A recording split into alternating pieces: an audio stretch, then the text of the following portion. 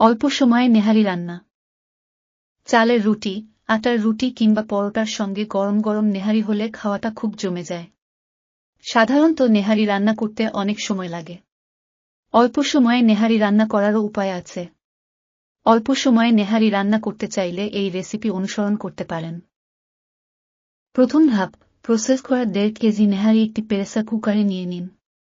এর মধ্যে আধা কাপ পেঁয়াজ কুচি, 1 টেবিল চামচ রসুন বাটা, 1 টেবিল চামচ আদা বাটা, 1 টেবিল চামচ জিরা বাটা, 1 টেবিল চামচ ধনিয়ার গুঁড়া, 1 চা চামচ শুকনো মরিচের গুঁড়া, 5-6টি কাঁচা মরিচ ফালি করে কেটে, স্বাদমতো লবণ, 1 ইঞ্চি পরিমাণে 4 টুকরো দারচিনি, 5-6টি লবঙ্গ, 7-8টি গোলমরিচ আর 3টি তেজপাতা দিয়ে দিন। এর মধ্যে 2 লিটার পানি দিয়ে একটু নেড়ে চেড়ে নিন। দ্বিতীয় ধাপ, সবকিছু মিশিয়ে প্রেসার কুকারের ঢাকনা লাগিয়ে দিন। এরপর চুলা লো হিটে রাখুন। ঘড়ি ধরে 50 মিনিট রান্না করুন। 50 মিনিট পরে চুলা কিছু সময় দমে রেখে ঢাকনাটা খুলে নিন এবং একটু নেড়ে চেড়ে দিন।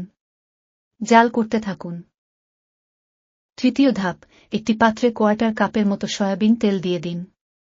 ওই তেলে 4-5টি শুকনো মরিচ ভেজে নিন। 2 টেবিল চামচ রসুন কুচি এবং আধা কাপ পেঁয়াজ কুচি হালকা ভেজে নিন। এর মধ্যে 1 চিমটি জিরা দিয়ে দিন। এরপর পাশের চুলায় জাল হতে থাকা নেহারির মধ্যে ভাজা মশলা ঢেলে দিন। এ পর্যায়ে নেহারিতে আধা টেবিল চামচ ভাজা জিরার গুঁড়া এবং 1 চা চামচ গরম মশলার গুঁড়া দিয়ে দিন। এবার চুলা বন্ধ করে দিন। প্রেসার কুকারের মুখ ঢাকনা দিয়ে 5 মিনিটের মতো ঢেকে রাখুন। এ পর্যায়ে পরিবেশনের জন্য প্রস্তুত নেহারি।